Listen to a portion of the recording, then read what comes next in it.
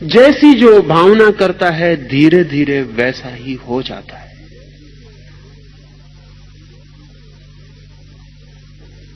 जैसा हम सोचते हैं वैसे ही हम हो जाते हैं। जो हम मांगते हैं वो मिल जाता है, लेकिन हम सदा गलत मांगते हैं, वही हमारा दुर्भाग्य है।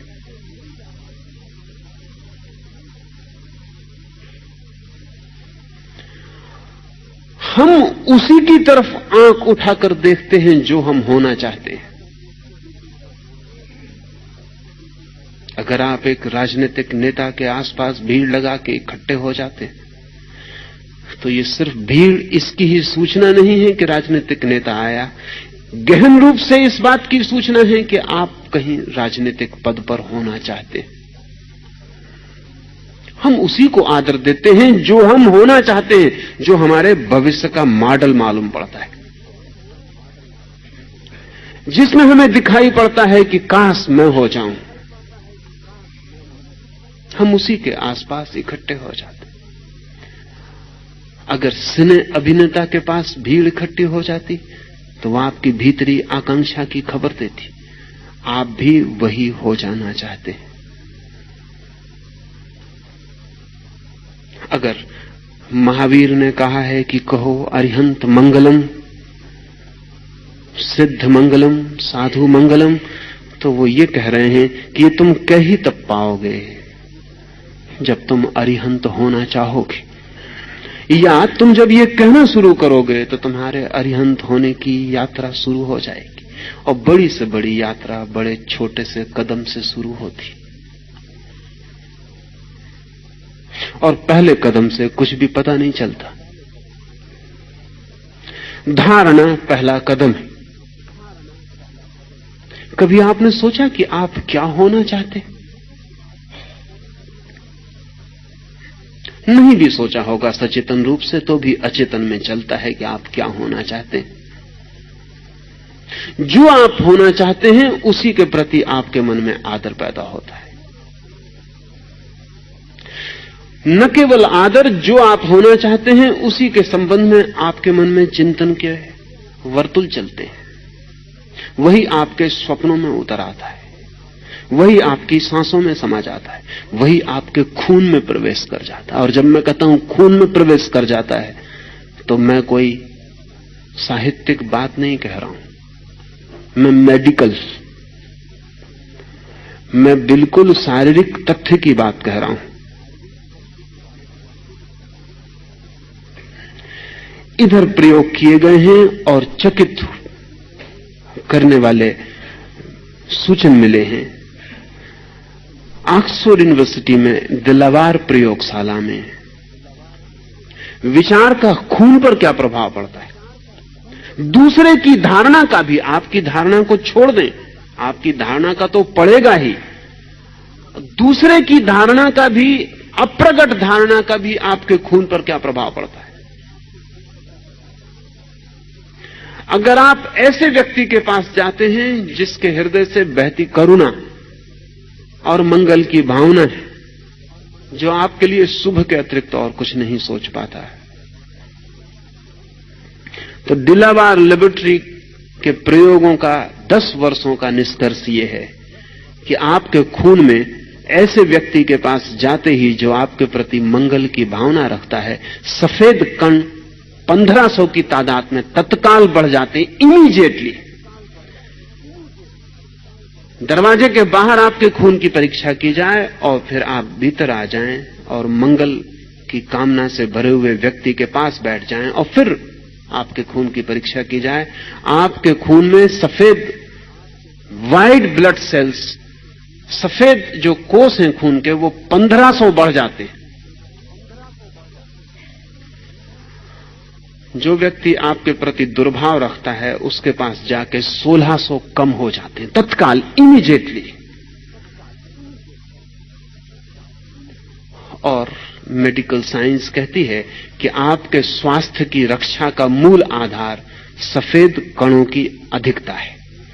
वो जितने ज्यादा आपके शरीर में होते हैं उतना आपका स्वास्थ्य सुरक्षित है। वो आपके पहरेदार हैं।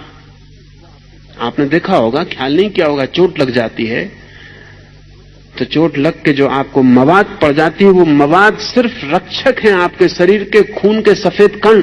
वे भाग के फौरन एक परत पहरेदारी की खड़ी कर देते। जिसको आप मवाद समझते हैं वो मवाद नहीं है, वो आपकी दुश्मन नहीं है, वो खून के सफेद कण हैं जो तत्काल दौड़ के घाव को चारों तरफ से घेर लेते हैं, जैसे कि पुलिस ने पहरा लगा दिया हो। क्योंकि उनके परत को पार करके कोई भी कीटाणु शरीर में प्रवेश नहीं कर सकता, वो रक्षक है। डिलावार प्रयोगशाला में किए गए प्रयोगों ने चकित कर दिया है वैज्ञानिकों को कि क्या शुभ की भावना से भरे व्यक्ति का इतना परिणाम हो सकता है कि दूसरे के खून का अनुपात बदल जाए, आयतन बदल जाए, खून की गति बदल जाए, हृदय की गति बदल जाए, रक्तचाप बदल जाए। यह संभव है? अब तो इंकार करना कठिन है। डॉक्टर जगदीश चंद्र बसु के बाद दूसरा एक बड़ा नाम एक अमेरिकन का है, क्लीव बैक्स्टर का। जगदीश चंद्र ने तो कहा था कि पौधों में प्राण है, बैक्स्टर ने सिद्ध किया है, सिद्ध हो गया है कि पौधों में भावना भी है। और पौधे अपने मित्रों को पहचानते हैं और शत्रुओं को भी। पौधा अपने मालिक को भी पहचानता है, अपने माली को भी। और अगर मालिक मर जाता है तो पौधे की प्राणधारा क्षीण हो जाती है, वो बीमार हो जाता। पौधों की स्मृति को भी बैक्स्टर ने सिद्ध किया कि उनकी भी मेमोरी है। और जब आप अपने गुलाब के पौधे के पास जाके प्रेम से खड़े हो जाते हैं तो वो कल फिर आपकी उसी समय प्रतीक्षा करता है।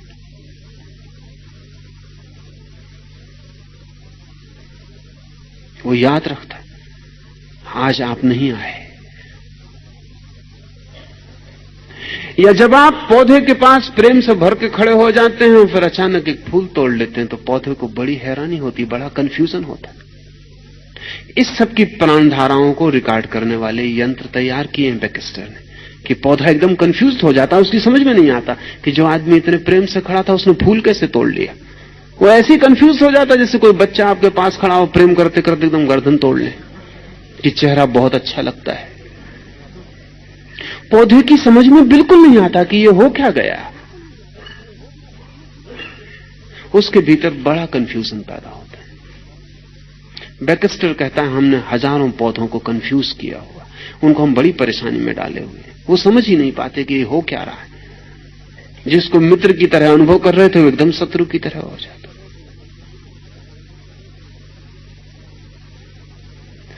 बैक्स्टर का यह भी कहना है कि जिन पौधों को हम प्रेम करते हैं वो हमारी तरफ बड़ी पॉजिटिव भावनाएं छोड़ते हैं। और बैक्स्टर ने सुझाव दिया है अमेरिकन मेडिकल एसोसिएशन को कि शीघ्र ही हम विशेष तरह के मरीजों को विशेष पौधों के पास ले जाकर ठीक करने में समर्थ हो जाएंगे। अगर उन पौधों को हमने इतना प्राणवान कर दिया, प्रेम से, भाव से, संगीत से, प्रार्थना से, ध्यान से, उनको इतना प्राण शक्ति से भर दिया तो उनके पास विशेष तरह के मरीज ले जाने से फायदा होगा। फिर हर पौधे में अपनी अपनी प्राण ऊर्जा की विशेषताएं हैं। जैसे रेड रोज, लाल जो गुलाब है, वो क्रोधी लोगों के लिए बड़े फायदे का हो सकता है। पंडित नेहरू को इसलिए उससे प्रेम रहा हो। क्रोध के लिए रेड रोज बहुत फायदे का है बैक्स्टर के हिसाब से।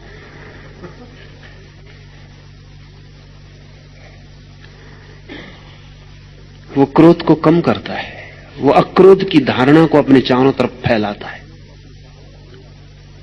उसका भी अपना आभा मंडल है। पौधों के पास भी हृदय है। माना कि वे अशिक्षित हैं लेकिन उनके पास हृदय है। आदमी बहुत शिक्षित होता चला जाता लेकिन हृदय खोता चला जाता। ये धारणा हृदय को जन्माने का आधार बन सकती है। मंगल की धारणा, निश्चित ही मंगल की धारणा, हम इतने कमजोर हैं और अमंगल हमें इतना सहज है कि हम अरिहंत पर भी मंगल की धारणा कर पाए तो चमत्कार है। हम ये भी कह पाएं कि अरिहंत मंगल हैं तो भी मिरेकल है। पत्थर मंगल है इसके लिए तो कठिनाई पड़ेगी, दुश्मन मंगल है इसके लिए तो बहुत कठिनाई पड़ेगी, शत्रु मंगल है इसके लिए तो बहुत कठिनाई पड़ेगी। महावीर आपको भली भांति जानते हैं, जो श्रेष्ठतम है जिस पर भी आपको कठिनाई पड़ेगी करने में मंगल की धारणा, उससे शुरू करते हैं। अरिहंत, सिद्ध, साधु और जिन्होंने जाना उनके द्वारा प्ररूपित धर्म। धर्म का जैन परंपरा में वैसा अर्थ नहीं है जैसा अंग्रेजी के रिलीजन का या उर्दू के मजहब का, और वैसा अर्थ भी नहीं है जैसा हिंदू धर्म का। जैन परंपरा में धम्म का जो अर्थ है वो समझ लेना चाहिए, वो बहुत खूबी का है, विशिष्ट है, और जैन दृष्टि को एक नए आयाम में फैलाता है।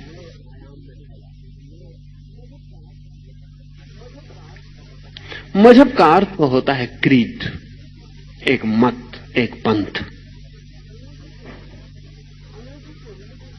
अंग्रेजी के रिलीजन शब्द का अर्थ होता है करीब करीब वही जो योग का अर्थ होता है। वो जिस सूत्र से बना है रिलीगेर, उसका अर्थ होता है जोड़ना, आदमी को परमात्मा से जोड़ना। योग का भी वही अर्थ होता है, आदमी को परमात्मा से जोड़ना। लेकिन जैन चिंतन परमात्मा के लिए जगह ही नहीं रखता। इसलिए आप ये जान के हैरान होंगे कि जैन योग का अच्छा अर्थ नहीं मानते। जैन कहते हैं केवली अयोगी होता है, अयोगी, योगी नहीं। इसलिए महावीर को नासमझ कुछ भूल से भरे लोग महायोगी कहते हैं, वो गलती कहते हैं। वो जैन परंपरा के शब्द का उन्हें पता नहीं। महावीर कहते हैं जुड़ना नहीं है किसी से, जो गलत है उससे टूटना है, अलग होना है। अयोग, संसार से अयोग, तो स्वरूप उपलब्ध हो जाता है। योग कहता है परमात्मा से मिलन, तो स्वरूप उपलब्ध होता है। महावीर कहते हैं स्वरूप उपलब्ध ही है, जो हमें पाना है वो हमें मिला ही हुआ है, सिर्फ हम गलत चीजों से चिपके खड़े हैं इसलिए दिखाई नहीं पड़ रहा है। गलत को छोड़ दें, अयुक्त हो जाएं, अलग हो जाएं। इसलिए जैन परंपरा में अयोग का वही मूल्य है जो हिंदू परंपरा में योग का। धर्म का बड़ा अनूठा अर्थ जैनों का है। महावीर कहते हैं कि वस्तु का जो स्वभाव है वही धर्म है, नेचर। धर्म का महावीर का वही अर्थ है जो लाओ से के ताओ का, वस्तु का जो स्वभाव है, जो उसकी स्वयं की अपनी परिणति है। अगर कोई व्यक्ति बिना किसी से प्रभावित हुए सहज वर्ण चरण कर पाए तो धर्म को उपलब्ध हो जाता है। अगर कोई व्यक्ति बिना प्रभावित हुए, इसलिए प्रभाव महावीर अच्छी बात नहीं मानते। किसी से भी प्रभावित होना बंधना है। सब इंप्रेशंस बांधने वाले। पूर्णतया अप्रभावित हो जाना, निज हो जाना है, स्वयं हो जाना है। इस निजता को, इस स्वयं होने को वे धर्म कहते हैं। केवली प्ररूपित धर्म का अर्थ होता है जब कोई व्यक्ति केवल ज्ञान मात्र रह जाता है, चेतना मात्र रह जाता है, तब वो जैसे जीता है वही धर्म है। उसका जीवन, उसका उठना, उसका बैठना, उसका हलन चलन, उसका सोना, वो जो भी करता है, उसकी आंख के पलक का है उठना और हिलना, उसकी समस्त अस्तित्व में प्रकट होती हुई जो भी किरणें हैं वही धर्म है। जैसे अग्नि अपने शुद्ध रूप में जलती हो तो धुआं पैदा नहीं होता। आप कहेंगे अग्नि तो जहां भी जलती वहां धुआं पैदा होता। तर्क की किताबों में लिखा हुआ है जहां जहां धुआं वहां वहां अग्नि। इसलिए जहां धुआं दिखे मान लेना कि अग्नि है। लेकिन धुआं अग्नि से पैदा नहीं होता, केवल ईंधन के गीलेपन से पैदा होता है। अग्नि से उसका कोई लेना देना नहीं। अगर ईंधन बिल्कुल गीला ना हो तो धुआं पैदा नहीं होता। धुआं अग्नि का स्वभाव नहीं है, ईंधन का प्रभाव है। जो ईंधन गीला होता है तो पैदा होता है। तो कहना चाहिए कि वो पानी से पैदा होता है, वो अग्नि से पैदा नहीं होता धुआं। अगर बिल्कुल सूखा ईंधन है जिसमें पानी जरा भी नहीं है तो धुआं पैदा नहीं होगा। और अगर पैदा होता है तो जानना कि थोड़ा बहुत ईंधन गीला है।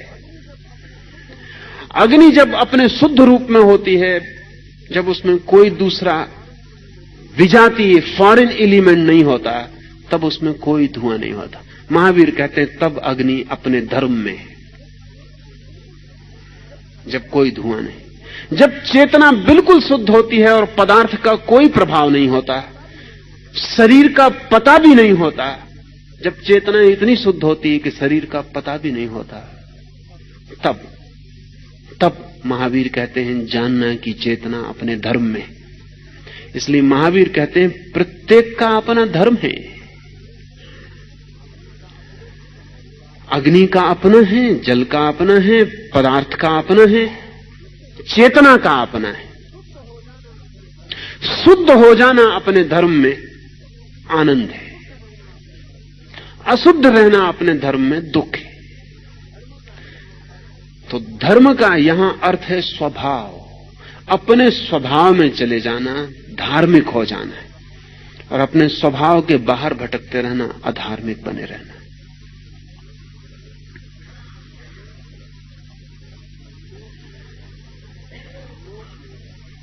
लोक में इन चारों को उत्तम भी इस सूत्र में कहा है। अरिहंत उत्तम है लोक में, सिद्ध उत्तम है लोक में, साधु उत्तम है लोक में, केवली प्रूपित धर्म उत्तम है लोक में।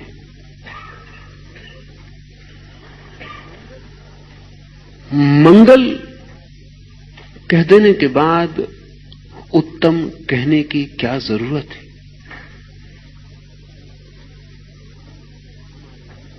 कारण है हमारे भीतर। ये सारे सूत्र हमारे मनस के ऊपर आधारित है। ये हमारे मन की गहराइयों के अध्ययन पर आधारित है। मंगल कहने के बाद भी हम इतने ना समझें कि जो उत्तम नहीं है उसे भी हम मंगल रूप मान सकते हैं। हमारी वासनाएं ऐसी हैं कि जो निकृष्ट है लोक में उसी की तरफ बहती हैं। ऐसा भी कह सकते हैं कि वासना का अर्थ ही यही होता है, नीचे की तरफ बहाव। जो निकृष्ट है उसी की तरफ। रामकृष्ण कहा करते थे कि चील आकाश में भी उड़े तो तुम ये मत समझना कि उसका ध्यान आकाश में होता है। वो आकाश में उड़ती है लेकिन उसकी नजर नीचे कहीं कूड़े कबाड़ पर, किसी कचरे घर पर पड़े हुए मांस पर, किसी सड़ी मछली पर, उस पर लगी रहती। उड़ती आकाश में और उसकी दृष्टि तो कहीं नीचे किसी मांस के टुकड़े पर अटकी रहती।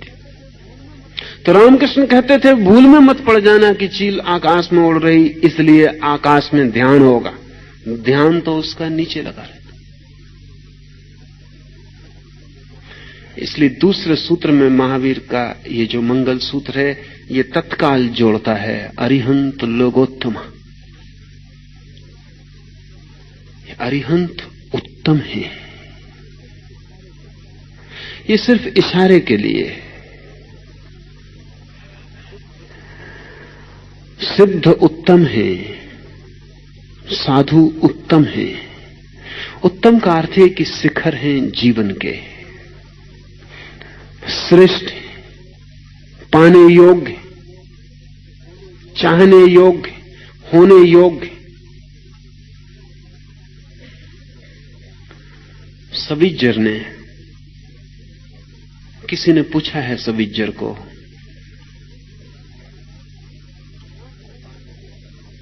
क्या है पाने योग्य, क्या है आनंद?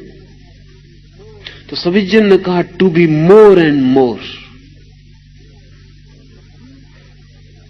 To be deep and deep, to be in and constantly turning into something more and more. कुछ ज्यादा में रूपांतरित होते रहना, कुछ श्रेष्ठ में बदलते रहना, कुछ गहरे और गहरे जाते रहना, कुछ ज्यादा और ज्यादा होते रहना। लेकिन हम ज्यादा तभी हो सकते हैं जब ज्यादा की, श्रेष्ठ की, उत्तम की धारणा हमारे निकट हो। शिखर दिखाई पड़ता हो तो यात्रा भी हो सकती है, शिखर ही ना दिखाई पड़ता हो तो यात्रा का कोई सवाल नहीं है।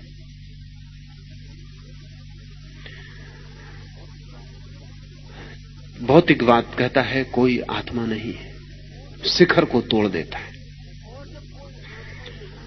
और जब कोई आत्मा नहीं है ऐसा कोई मान लेता है तो आत्मा को पाना है, इसका तो कोई सवाल ही नहीं रह जाता।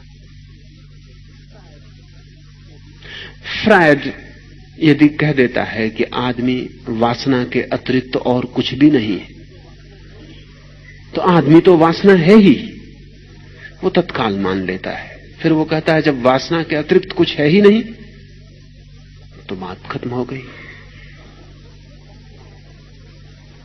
बात समाप्त हो गई। एक व्यक्ति कह रहा था किसी को कि मैं बहुत परेशान था क्योंकि मेरी कॉन्शियंस मुझे बहुत पीड़ा देती थी, मेरा अंतःकरण बहुत पीड़ा देता था। झूठ बोलूं तो, चोरी करूं तो, किसी स्त्री की तरफ देखूं तो बड़ी पीड़ा होती थी। तो फिर मैं मनोचिकित्सक के पास गया और मैंने इलाज करवाया और 2 साल में मैं बिल्कुल ठीक हो गया। तो उसके मित्र ने पूछा कि क्या अब चोरी का भाव नहीं उठता, स्त्री को देखकर वासना नहीं जगती, सुंदर को देखकर पाने का भाव पैदा नहीं होता? उसने कहा नहीं नहीं, तुम मुझे गलत समझे। 2 साल में मनोचिकित्सक ने मुझे मेरी कॉन्शियंस से छुटकारा दिला दिया। अब पीड़ा नहीं होती, अब चिंता नहीं होती, अब अपराध अनुभव नहीं करता हूं। पिछले 50 सालों में पश्चिम का मनोचिकित्सक लोगों को अपराध से मुक्त नहीं करवा रहा, अपराध के भाव से मुक्त करवा रहा। ये कह रहा है ये तो स्वाभाविक है, तो बिल्कुल स्वाभाविक है, ये तो होगा ही। अगर आज पश्चिम में जीवन ऐसी नीचे तल पर सरक रहा है, चल रहा है कहना ठीक नहीं, सरक रहा है जैसे सांप सरकता है, तो उसका बड़े से बड़ा जुम्मा पश्चिम के मनोवैज्ञानिक को है, क्योंकि वो निकृष्ट को कहता है कि यही स्वभाव है। और कठिनाई यह है कि निकृष्ट को स्वभाव मान लेना हमें आसान है क्योंकि हम परिचित हैं, और वो दलील ठीक लगती। जब महावीर कहते हैं अरिहंत लोगोत्तमा, तो समझ में नहीं पड़ता कैसे लोगोत्तमा।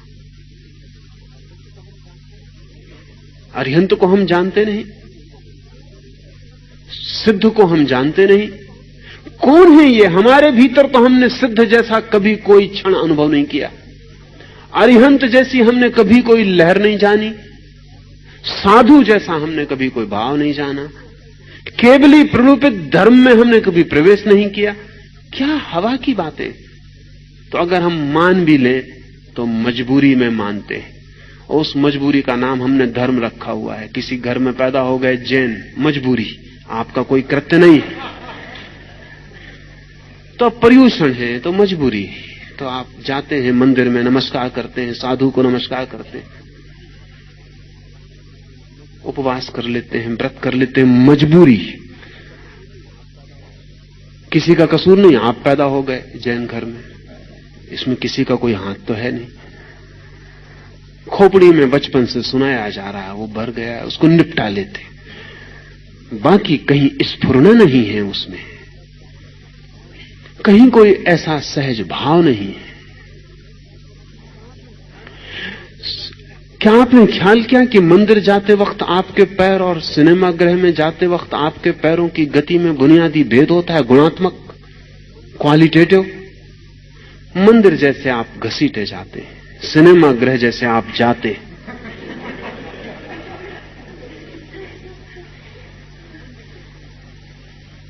मंदिर जैसे एक मजबूरी, एक काम। प्रफुल्लता नहीं है चरण में, नृत्य नहीं है चरण में जाते समय। किसी तरह पूरा कर देना है, लेकिन निकृष्ट जीवन है, पूरा नहीं कर देना है। सुना है मैंने कि मुल्ला नसरुद्दीन जिस दिन मरा, उस दिन पुरोहित उसे परमात्मा की प्रार्थना कराने आए और कहा कि मुल्ला, पश्चाताप करो, रिपेंट, पश्चाताप करो उन पापों के जो तुमने किए। मुल्ला ने आंख खोली और कहा कि मैं दूसरा ही पश्चाताप कर रहा हूं, जो पाप मैं नहीं कर पाया उनका पश्चाताप कर रहा हूं। अब मरा हूं और कुछ पाप करने का मन था वो नहीं कर पाया।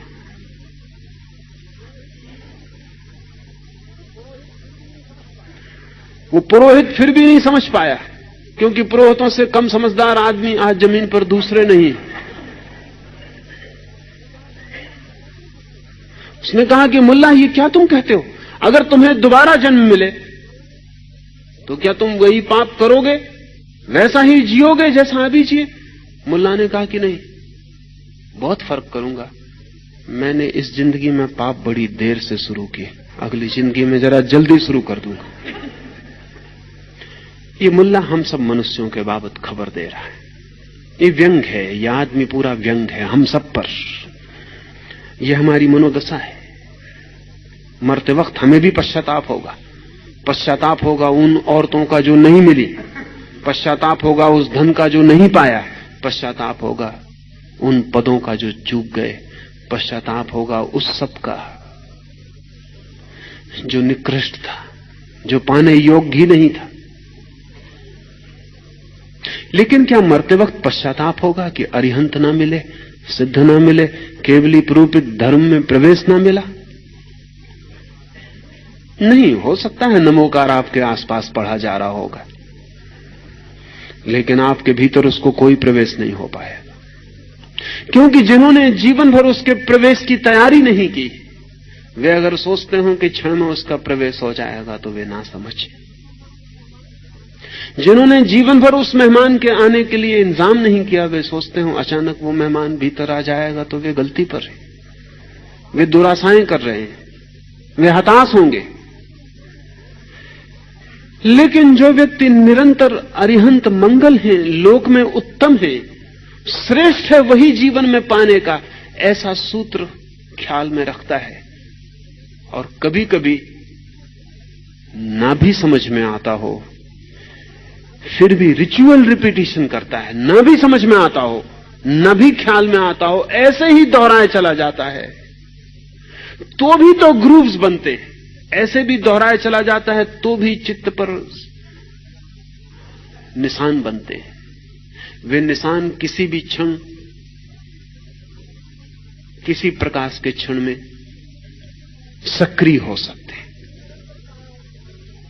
जिसने निरंतर कहा है कि अरिहंत लोक में उत्तम है, उसने अपने भीतर एक धारा प्रवाहित की है, कितनी ही क्षीण, लेकिन जब वो अरिहंत होने के विपरीत जाने लगेगा तो उसके भीतर कोई उससे कहेगा कि तुम जो कर रहे हो वो उत्तम नहीं, वो लोक में श्रेष्ठ नहीं।